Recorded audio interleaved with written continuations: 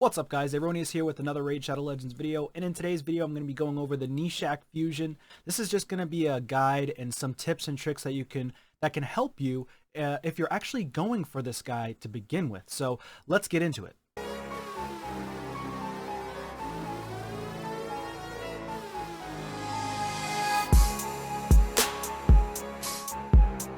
Alright, so first things first, I am on my main account, my free-to-play account that I've been playing for quite some time now, for about 3 years now, and I am going to be going for this fusion. He's definitely going to be difficult to go for, I will say.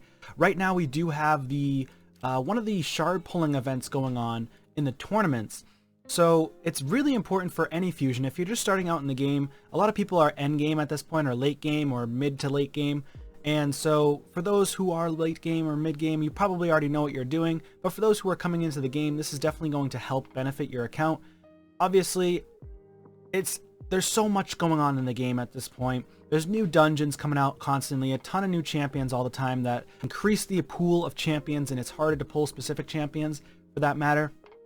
But to focus your attention on the items at hand. That is one of the main topics of discussion in this video, is making sure that you're actually focusing on what needs to be done right now, rather than going all around and farming random things because you just want to farm them. And then at the end of the fusion, you're like, oh, I can't get the fusion now. Well, it's because you probably weren't focusing on specific things that need to get done. So for example, the Ice Golem tournament is going to be ending soon. Myself, I went for Risk Harm here, and I got Risk Harm, but now I'm done farming for Risk Harm on this. Now if I want to, I can push further and keep going for the Ice Golems tournament, for Ice Golems Peak, and get this epic book as well, which can be beneficial on my account. I don't know about you guys out there. Some people are endgame that watch my content. It's not going to be beneficial for them. So in that case, you also need to think about where you're progressing on your account right now. Are you early game, mid game, late game? Do you have enough energy to support the fact that you can get this book? And you need to also make sure you're min-maxing the resources that you have, because if you don't have enough energy, then don't waste it on going for one epic book. It could end up being detrimental to you trying to even getting this fusion. So personally, I suggest not going for it if you don't have the energy for it or the resources for it. But if you're pay to win, then yeah, go for it. If you're a low spender, it should be pretty easy to go for it, because you can just buy some extra energy with no problem, or buy a few gems to purchase extra energy. So there's that. So Ice Golem, I've already got the first one. He's out of the way. Tag Team Arena is not part of the fusion. It's never part of the fusions. I wish they incorporated it into the fusions. That would be kind of fun, because it would allow people to actually want to participate in Tag Team Arena. Not everybody's going to want to participate in tag team, but I think that it'll bring a little bit more attention to tag team. Right now, all they do is give us a few chickens here and there, which is beneficial for your account. So I do recommend trying to get that energy, at least the first 100 energy. That's what I went for. But if I continue to push in tag team, then I can get this additional 200 energy. And if I go further, then I can get this 4-star chicken and these immortal essences as well, I think they're called. I don't remember, Soulstone Essence, something like that. But basically, I don't always get the top reward here because I'm not always pushing in Tag Team Arena. Typically, I try to go for at least the 200 energy, which benefits you for any fusions or tournaments that you're trying to participate in to begin with. That way you don't have to dive into your gems as often. And Tag Team Arena doesn't require energy. It just requires your Tag Team Arena tokens, these green tokens. But again, because not many people even participate in Tag Team, it may be challenging for you to actually win those rewards. So the next thing you want to work on is Classic Arena. Everybody, there's no excuse for this. There's really no excuse for not completing Arena. I can do it on my commons and uncommons only account as a free-to-play, and I barely even play that account. I play it maybe once or twice a week, and I'm still able to participate and at least complete the Classic Arena takedowns for all fusions. It's not difficult. Plus, when you're a lower level, they typically lower the bar at, in regards to how many points you need to collect this fusion epic or fusion rare. So this should be super easy. This one's straightforward. I don't even need to talk about that. But you should be participating in Arena every day anyways to get Great Hall bonuses upgraded. So your Great Hall should be looking, honestly for me, I could say I should probably be more gold after 3 years of playing. Probably should have a lot more gold here. But that's because I don't always use all of my arena tokens, and that's something that I need to focus on. So I always recommend people to use all their arena tokens if possible. For the events, artifact enhancement, that one can be a little bit challenging for most people because a lot of times people don't end up having the silver they need to upgrade their artifacts, and they're not upgrading their artifacts to level 15 or level 11 and waiting. So a lot of times, this happens to me too a lot, is where I just get silver, get like 3, 4, 5, 6 million silver, and then I just spend it all right away, way before we have these fusions. But if you can have some patience, wait until the fusion starts, wait until the artifact enhancement event, upgrade your artifacts from 15 to 16 to get the most points possible. So in this, what I'm trying to make sense on here is a 5-star piece, level 15 to 16 is 270 points a pop for each artifact or for each accessory that you upgrade from 15 to 16. 6-star pieces, even more. You're going to get 340 points, but if you're early mid-game, maybe you're upgrading 3 to 4 stars, but you're still getting 215 points from a 15 to a 16 star boot or whatever artifact or accessory you have. So that's fantastic. And I'll just show you an example, right? So I'll go to a champion I have. Let's take Harvest Jack, for example. I have one level 15, one level 11. So level 15 will get me, because it's rank 6, 340 points, I think it was, or 320 points. That's not bad. And then I have other champions that I have here. Who else do I have? I know I was upgrading certain champs to 15 with their gear. This one's 15 here. This one's 15, so I have 2 more. That's another 320 each one.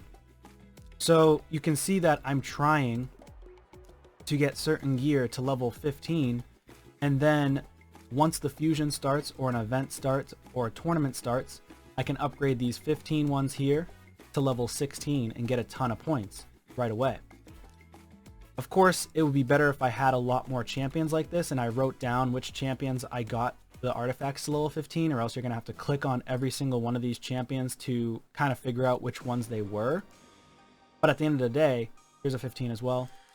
That's kind of what you want to do if you want to set yourself up for success for these artifact enhancement tournaments. You can also do it in between. So the artifact enhancement tournaments are a few days apart, or like 5 days apart. So when you're doing dungeon divers, focus on whichever dungeon is open and coinciding with a tournament or event that helps you to collect those rare champions or an epic champion.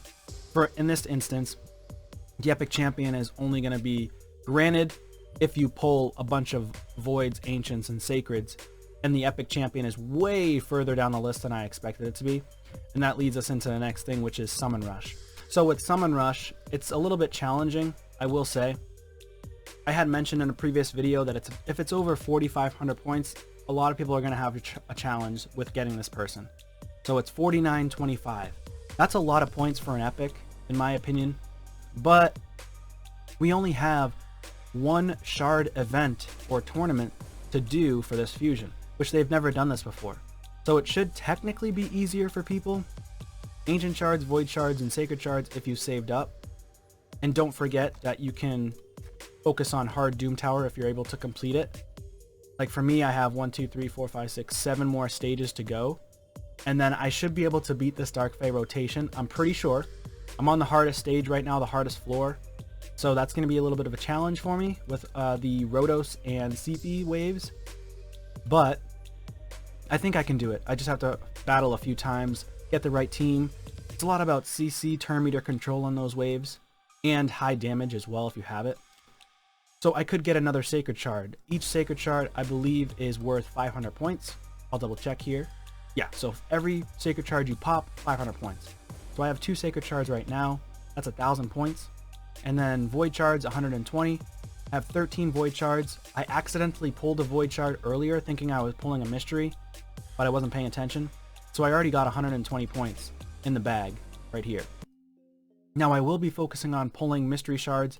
Mystery Shards, as you can see, are 1 point each, and I have about 1,300, and then Ancients are 20 each.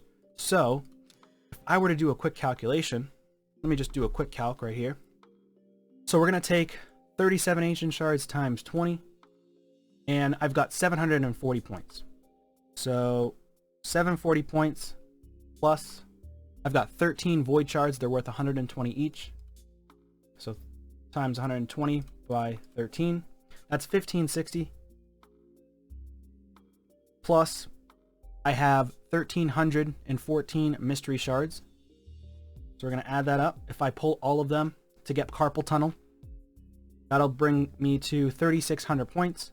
And then I've got 2 sacred shards right now. So that's going to be plus 1000. That's going to bring me to 4614 points. And then all I need to do is complete Doom Tower right here. Once I complete Doom Tower on the highest stage right here, then I will end up having an additional 500 points. So it'll bring me to a total of 5,114 points in total. And if I can do that, I will end up getting the epic as well with no problem. So let me just go to that really quickly. So yeah, so epic's 4925, I would have to pull all of my shards and complete Doom Tower to get the final sacred shard, but I would be able to get this epic. Personally, I think it's worth it, but if you want to farm every single solitary event and every single tournament that involves this fusion, then you could do it without having to get the epic. It's just a lot easier if you end up going for the epic instead. So that's just my suggestion. The next thing is Dungeon Divers event.